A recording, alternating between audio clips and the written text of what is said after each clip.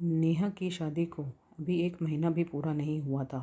विदाई के समय उसकी माँ सविता जी ने उसे समझाया था कि ससुराल में अपनी जगह बनानी है तो काम से पीछे मत हटना और सास को पूरा आराम देना। नेहा ने यह बात दिल से मान ली थी। शादी के बाद उसका हर दिन सुबह 6 बजे से शुरू होता। वह उठकर नहा धोकर पूजा करती और फिर सीधे रसोई में लग जाती। घर की सास सरोजनी जी, जो पिछले 40 सालों से इस घर की रसोई संभाल रही थी, जब भी सुबह किचन में आती तो देखती कि चाय बन चुकी है, नाश्ता तैयार है और आटा भी गूंदा हुआ है। शुरू में उन्हें ये सब बहुत अच्छा लगा। वह पड़ोस में गर्व से बताती थी कि उनकी बहू उन्हें कुछ करने ही नहीं देती। लेकिन धीरे धीरे वही आराम उन्हें खलने लगा। उन्हें लगने लगा कि जैसे उनके पास करने के लिए कुछ बचा ही नहीं है। रसोई जो कभी उनकी पहचान हुआ करती थी, अब उनसे दूर होती जा रही थी। एक रविवार की सुबह घर में छोले भटूरे बनने थे। सरोजनी जी के हाथ के छोले भटूरे पूरे परिवार में बहुत ही पसंद किए जाते थे। उन्होंने सोचा कि आज वह खुद बनाएंगी और नेहा को सिखाएंगी भी। लेकिन जब वह रसोई में पहुंची तो देखा कि नेहा पहले से ही छोले बनाकर तैयार कर चुकी थी। नेहा ने मुस्कुराते हुए कहा, उसने उनकी रेसिपी देखकर बनाए हैं और अब उन्हें आराम करना चाहिए। यह सुनकर सरोजनी जी चुप हो गई। वह अपने कमरे में जाकर बैठ गई। उनके मन में एक अजीब सा खालीपन था। उन्हें अपने पुराने दिन याद आने लगे, जब उन्होंने इस घर को संभालने में अपनी पूरी ज़िंदगी लगा दी।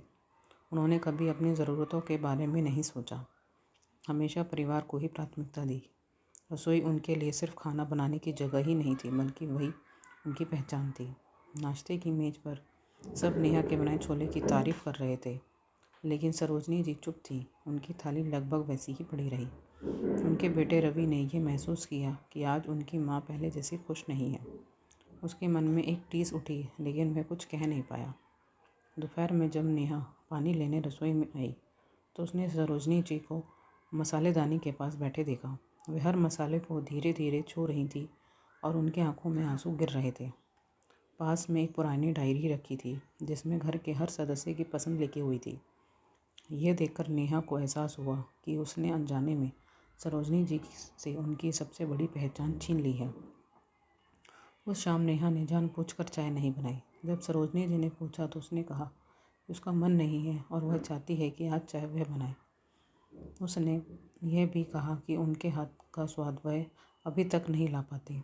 यह सुनकर सरोजनी जी के चेहरे पर फिर से चमक आ गई। वह तुरंत रसोई में चली गई और बड़े मन से चाय और पकौड़े बनाने लगी।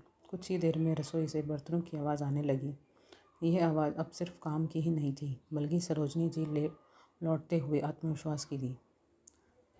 अगले दिन नेहा ने जानबूझकर कुछ काम अधूरा छोड़ दिया और सरोजनी जी से कहा कि अब बहुत कुछ सीखना है और वह उनसे सीखना चाहती हैं। सरोजनी जी ने मुस्कुराकर उसे सिखाना शुरू कर दिया।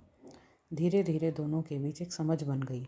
नेहा ने कहा कि सुबह की रसोई वह संभाल लेगी, लेकिन शाम की रसोई सरोजनी जी की ही रहेगी, क्योंकि उसमें उनका अनुभव और प्यार दोनों शामिल हैं। यह सुनकर सरोजनी जी भावुक हो गई और उन्होंने नेहा को गले लगा लिया। एक दिन उन्होंने अपनी पसंदीदा पुरानी करछुल नेहा को देते हुए कहा कि यह सिर्फ एक बर्तन नहीं, बल्कि इस घर का स्वाद और परंपरा की जिम्मेदारी है। नेहा ने उसे सम्मान के साथ स्वीकार किया। समय के साथ घर का माहौल बदल गया। कुछ साल बाद उसी रसोई में एक छोटी बच्ची खड़ी थी, जो सरोजनी जी से खाना बनाना सीख रही थी।